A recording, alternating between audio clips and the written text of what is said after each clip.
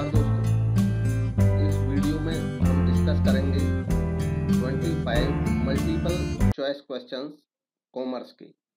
ये क्वेश्चंस महत्वपूर्ण हैं उन सभी एग्जाम्स के लिए जिनमें कॉमर्स के एमसीक्यूज पूछे जाते हैं, खासतौर पे पीजीटी कॉमर्स और असिस्टेंट प्रोफेसर कॉमर्स के एग्जाम के लिए।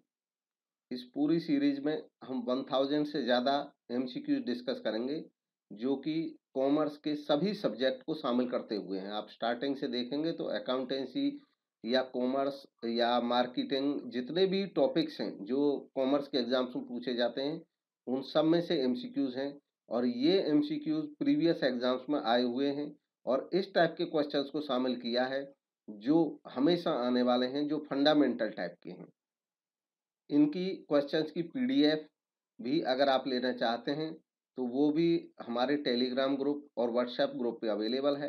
आप टेलीग्राम ग्रुप ज्वाइन कर सकते हैं। इस वीडियो के डिस्क्रिप्शन में नीचे लिंक दिया गया है, Telegram group for teacher preparation, teaching exams के प्रेपरेशन के लिए ग्रुप है, वो आप ज्वाइन कर सकते हैं। वहाँ पे मैं वीडियो के साथ ही पीडीएफ शेयर करता हूँ, आप उस पीडीएफ को डाउनलोड भी कर सकते हैं। आज का पहला क्वेश्चन डिस्कस करते हैं। Securities with maturity of less than 1 year are traded in। ऐसी प्रतिभूति जिनकी मैच्योरिटी 1 वर्ष से कम होती है उनका कारोबार कौन से बाजार में किया जाता है? गिवन ऑप्शंस में सही जवाब है option D, money market. Financial market के दो हिस्से होते हैं, मनी मार्केट और कैपिटल मार्केट। 1 साल से कम की अवधि वाली यानी कि जो शॉर्ट टर्म सिक्योरिटीज होती हैं वो मनी मार्केट में ट्रेड होती हैं और long term securities capital market में ट्रेड होती हैं। नेक्स्ट क्वेश्चन है, mutual funds in India are regulated by. भारत में म्यूचुअल फंड का रेगुलेशन, विनियमन किया जाता है किसके द्वारा? गिवन ऑप्शन में सही जवाब है option D, SEBI, securities and exchange board of India. यह एक रेगुलेटरी बॉडी है जो म्यूचुअल फंड को, स्टॉक एक्सचेंज को रेगुलेट करने का काम करती है भारत में। नेक्स्ट है, विच of the following is not a money market security. इनमें से कौन सी एक मनी मार्केट की सिक्योरिटी नहीं है? गिवन ऑप्शन में सही जवाब है ऑप्शन डी, डिवेंचर।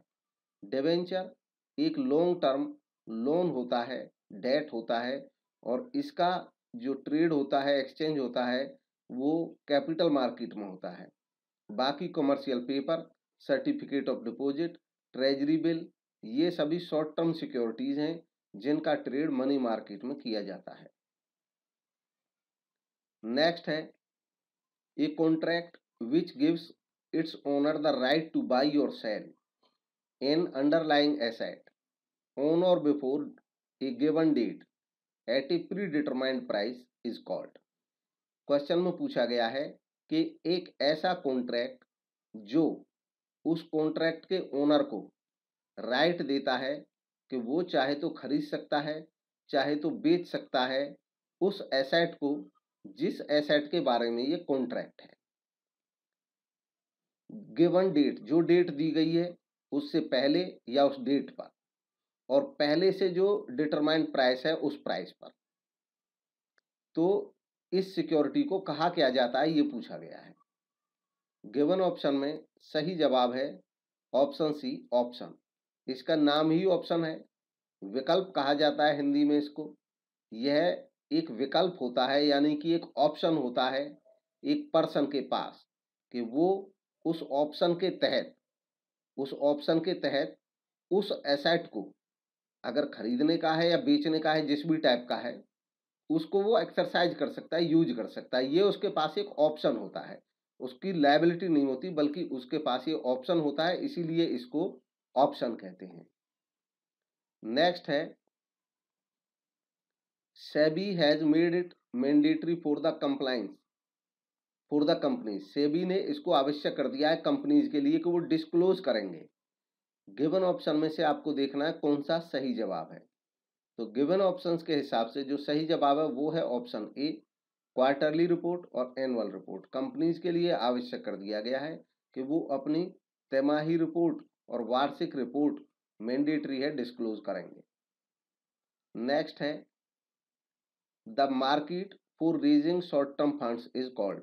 वह मार्केट जिससे धन जुटाया जा सकता है शॉर्ट टर्म के लिए। तो गिवन ऑप्शन में से कौन सा सही है उसकी पहचान करना है। सही जवाब है option C, money market. Money market market का वो हिस्सा होता है जिसमें शॉर्ट टर्म सिक्योरिटीज ट्रेड होती हैं। तो जो सिक्योरिटीज के बायर हैं वो इन्वेस्ट कर सकते हैं शॉर्ट टर्म के लिए, और जो सिक्योरिटीज के इशूअर होते हैं वो शॉर्ट टर्म का बोरोइंग कर सकते हैं, शॉर्ट टर्म फंड रेज कर सकते हैं इस मार्केट से। नेक्स्ट है, which of these is not a financial asset. इनमें से कौन सी एक वित्तीय संपत्ति नहीं है। गिवन ऑप्शन में सही जवाब है ऑप्शन बी, पेटेंट। पेटेंट एक एसेट है, पेटेंट एक रियल एसेट है। रियल एसेट में भी एक इंटेंजिबल एसेट है। बाकी बॉन्ड्स, लीज ऑब्लिगेशंस और शेयर्स ये फाइनेंशियल एसेट होती हैं। फाइनेंशियल एसेट उन एसेट को कहा जाता है जिनके माध्यम से इन्वेस्टर फंड इन्वेस्ट करते हैं और जिनको फंड की रिक्वायरमेंट होती है वो फंड रेज कर सकते हैं। ऐसी एसेट को फाइनेंशियल एसेट कहते हैं। नेक्स्ट है, the over the counter exchange of India OTCEI का हेडक्वार्टर कौन से शहर में है। हालांकि OTCEI अब बंद हो चुका है, इसके जो कार्य हैं वो समाप्त हो चुके हैं, बट ये क्वेश्चन पूछा गया है DSSB में 2018 में, तो हो सकता है किसी एग्जाम में आगे भी पूछ लिया जाए। इसका हेड ऑफिस था ऑप्शन ए, मुंबई में। नेक्स्ट है, विच of the following controls the working of share market in India. इनमें से कौन सा शेयर मार्केट की वर्किंग को कंट्रोल करता है भारत में। तो गिवन ऑप्शन में सही जवाब है option D, SEBI, securities and exchange board of India control भी करता है, रेगुलेट भी करता है शेयर मार्केट को। नेक्स्ट है, सेबी इज, सेबी है इनमें से क्या। गिवन ऑप्शंस में से सही जवाब है option C, both A and B, यानी कि ये एक रेगुलेटरी बॉडी भी है और स्टैट्यूटरी बॉडी भी है। रेगुलेटरी अथॉरिटी इसलिए है सेबी क्योंकि ये रेगुलेशन बनाने का भी काम करता है, ये नियम बनाने का भी काम करता है सिक्योरिटीज मार्केट के लिए। और ये एक स्टैट्यूटरी अथॉरिटी भी है क्योंकि इसका निर्माण स्टैट्यूटरी एक्ट के माध्यम से हुआ है, एक स्टैट्यूट के माध्यम से हुआ है, एक कानून के माध्यम से हुआ है। सेबी का निर्माण 1992 में, उससे पहले भी सेबी 1988 में बन चुका था, लेकिन तब ये एक स्टैट्यूटरी बॉडी नहीं था। लेकिन बाद में सेबी एक्ट बना और अब ये सेबी अधिनियम के अनुसार बना है 1992 के अनुसार, इसलिए अब सेबी एक स्टैट्यूटरी बॉडी या स्टैट्यूटरी अथॉरिटी भी है। नेक्स्ट है, an auction sale is complete on the. इसमें पूछा गया है कि ऑक्शन सेल कंप्लीट होती है कब। गिवन ऑप्शन में सही जवाब option C, fall of hammer. दरअसल जब ऑक्शन होती है तो जो ऑक्शन का सेल कराने का काम करता है जो ऑफिशियल, वो ये एक कस्टमरी है कि वो हैमर को गिराता है जब वो सेल फाइनल माना जाता है। Next, NAV is related to. NAV संबंधित है किससे। गिवन ऑप्शन में सही जवाब है option B, mutual fund. NAV का मतलब है net asset value. Net asset value अपनाया जाता है म्यूचुअल फंड के जो यूनिट्स होते हैं उनका मूल्य जानने के लिए। तो गिवन ऑप्शन बी इसका सही जवाब है। नेक्स्ट है, zero coupon bonds has its origin. जो जीरो कूपन बॉन्ड है उनकी उत्पत्ति कहाँ पे हुई यह पूछा गया है। गिवन ऑप्शंस में से सही जवाब है ऑप्शन ए, यूएस सिक्योरिटी मार्केट में जीरो कूपन बॉन्ड्स का प्रचलन सबसे पहले हुआ। नेक्स्ट है, which one of the following is not a money market security. इनमें से कौन सी मनी मार्केट की प्रतिभूति नहीं है। गिवन ऑप्शन में सही जवाब है option B, national saving certificate, NSC। NSC national saving certificate post office के माध्यम से भारत के नागरिक अपना बचत कर सकते हैं, इनको खरीद सकते हैं, पैसे जमा कर सकते हैं। बाकी जो ट्रेजरी बिल है, सर्टिफिकेट ऑफ डिपॉजिट है, कॉमर्शियल पेपर है, ये मनी मार्केट के इंस्ट्रूमेंट हैं जिनमें लोग शॉर्ट टर्म के लिए फंड लगा सकते हैं।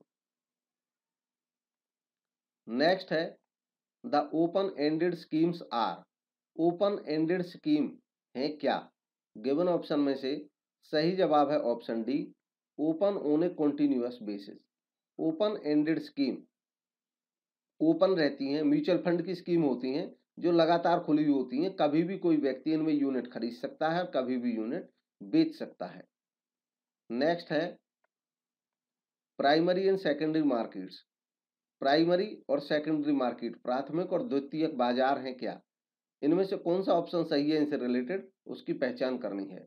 तो गिवन ऑप्शंस में सही जवाब है option B, complement each other. Primary market और सेकेंडरी मार्केट एक दूसरे के पूरक हैं। प्राइमरी मार्केट और सेकेंडरी मार्केट क्या है? देखिए, फाइनेंशियल मार्केट, फाइनेंशियल मार्केट कहा जाता है उस सिस्टम को जिसमें फाइनेंशियल सिक्योरिटीज खरीदी और बेची जाती हैं। फाइनेंशियल सिक्योरिटीज का मतलब है ऐसी सिक्योरिटीज जिनके माध्यम से इन्वेस्टर इन्वेस्ट कर सकता है और फंड का जो बोरोवर होता है वो फंड बोरो कर सकता है, यानी कि रेज कर सकता है। अब ये जो फाइनेंशियल सिक्योरिटीज हैं वो दो तरीके की होती हैं, शॉर्ट टर्म और लॉन्ग टर्म। जो शॉर्ट टर्म होती हैं उनका ट्रेड जहां पे होता है, जिस सिस्टम में होता है, उस सिस्टम को मनी मार्केट कहते हैं। और जो लॉन्ग टर्म सिक्योरिटीज होती हैं उनका ट्रेड जिस सिस्टम में होता है उसको कैपिटल मार्केट कहते हैं। ये कोई मार्केट कोई फिजिकल प्लेस नहीं होता है, बल्कि उस सिस्टम को ही बोला जाता है मार्केट जो सिस्टम फैसिलिटी प्रोवाइड करता है सेल परचेज की, उस पूरे सिस्टम को मार्केट बोला जाता है। अगेन कैपिटल मार्केट फिर दो हिस्सों में हो जाता है, प्राइमरी और सेकेंडरी मार्केट। कैपिटल मार्केट में लॉन्ग टर्म सिक्योरिटी ट्रेड होती हैं।